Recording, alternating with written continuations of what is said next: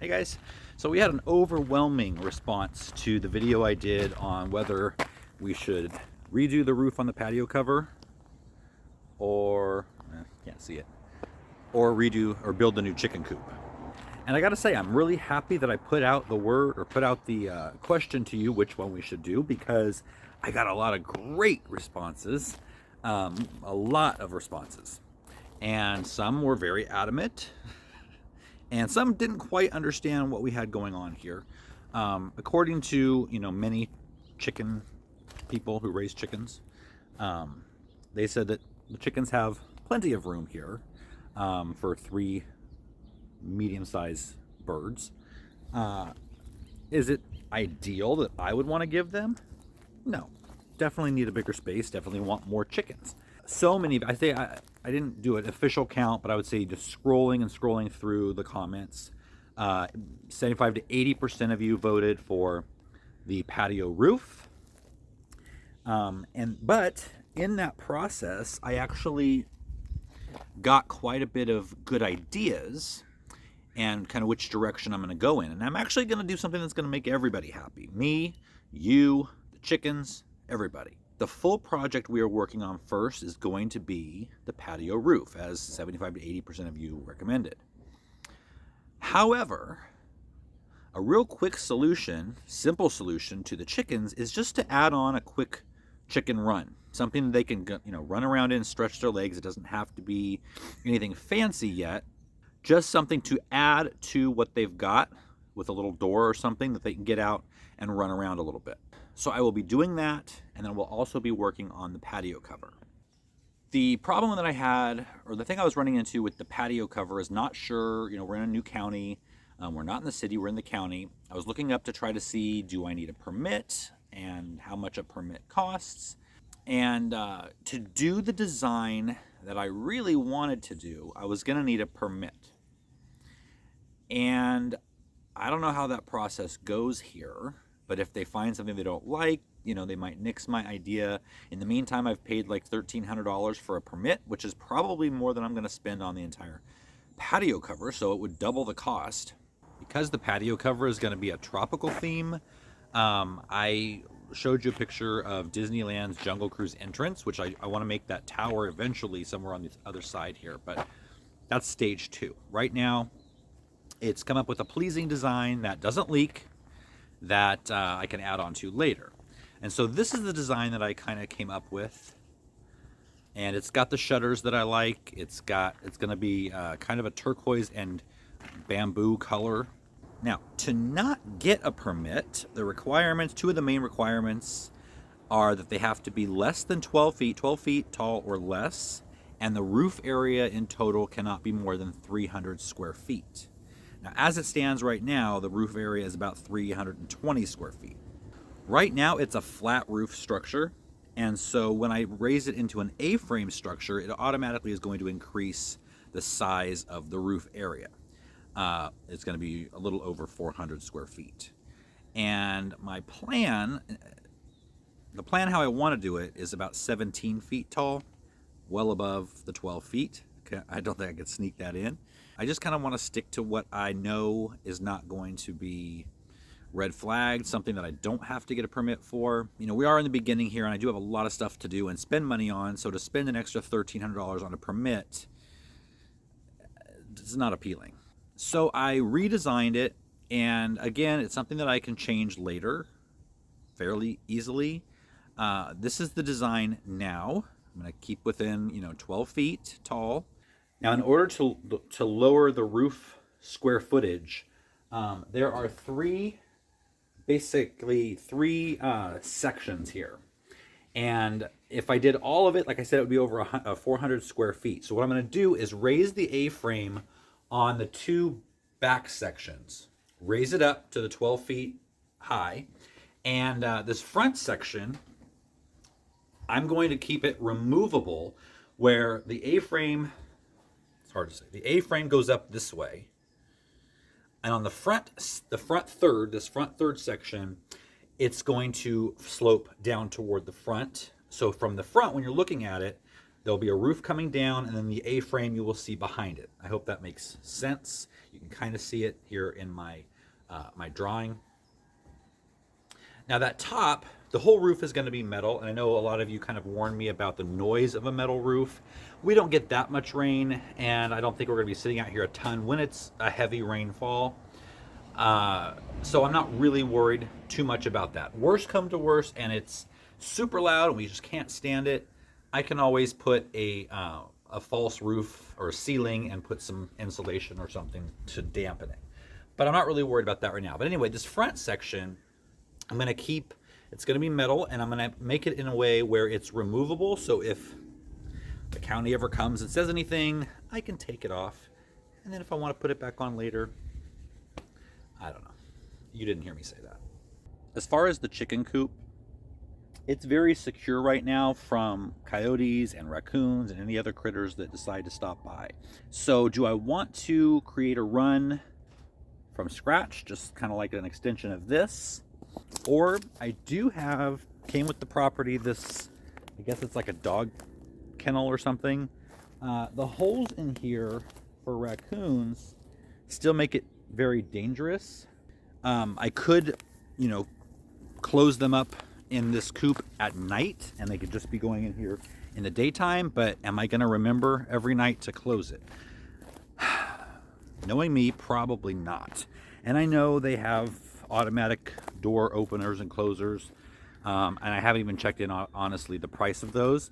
I guess it could be an option, but again, if they're expensive, I don't want to spend money on something like that when I'm going to be rebuilding the coop anyway in just a few months. Something really, really exciting happened over the weekend. Like, I can't even tell you how much this makes me excited. But you probably know. A friend of my brother-in-law is really into tractors. And when he found out what I'm doing here, he offered not only his tractor, but his services in terms of helping me do this, just to be nice. And so we had him over, him and his wife, on Sunday night, and we walked the property. And not only does he have, a tractor and the ability to, and the knowledge on how to operate it and do what I need to do, but he kind of understood my vision almost better than anybody has that I've explained it to. And he was excited. Like, the more and more we walked around and I told him what we were doing or planning on, he was getting more and more excited with me. And, most people, when I walk them around here or tell them what I'm doing, they think it's cool, but it doesn't really go anywhere else. But he got it, and he was getting excited like this was his house and his actual job. So he has offered to help me terrace this entire property. Everything that I need done earth moving wise, he is going to do it. So I finally feel for the first time that all of these grand ideas that I have that were really kind of held back a little bit by the sloping property and by the cost and the time and just the sheer willpower to get all this done, here's somebody who has just jumped in and offered to help me, who has the equipment and the ability to do it. And I am so thankful and so grateful and so blessed to even that just happened so fast.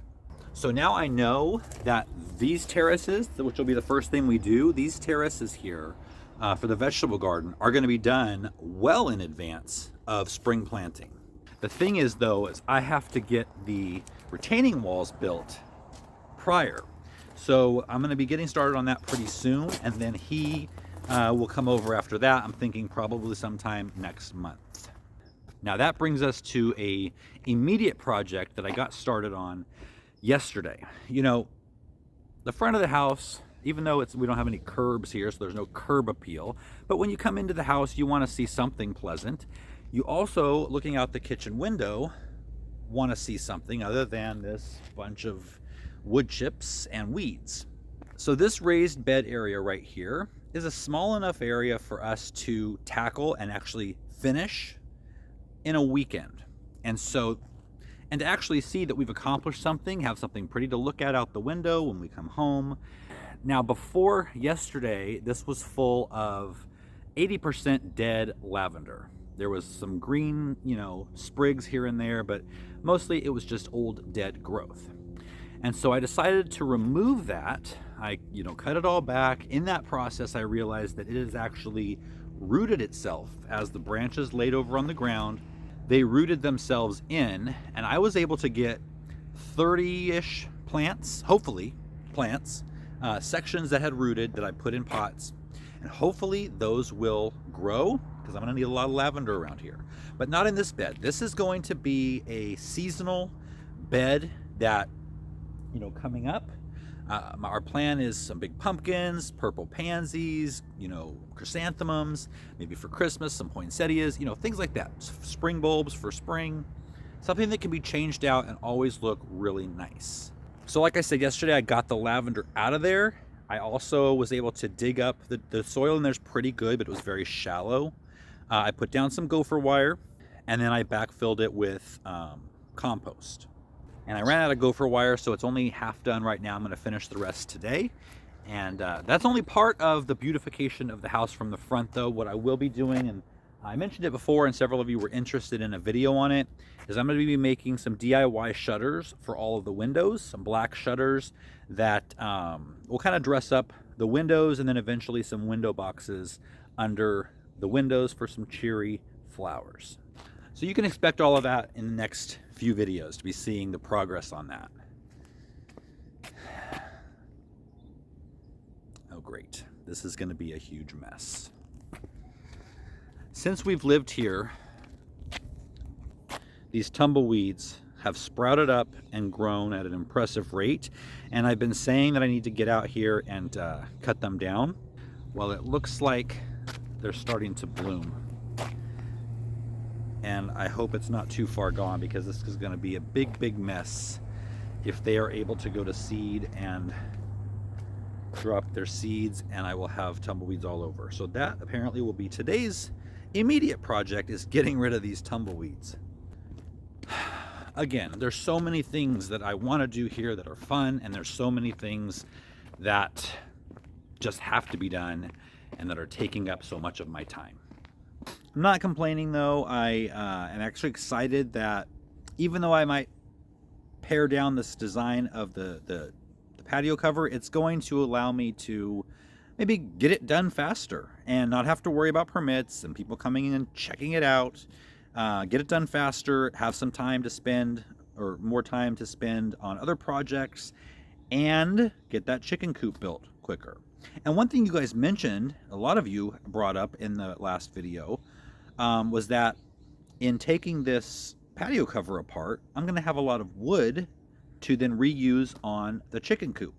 And I love reusing. I think our last chicken coop at our last house was probably 90% repurposed or reused lumber from other things.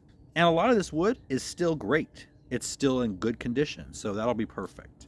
Well, I'm going to get out there and start the boring but necessary job of getting rid of those tumbleweeds. Probably won't film that because that wouldn't be very interesting.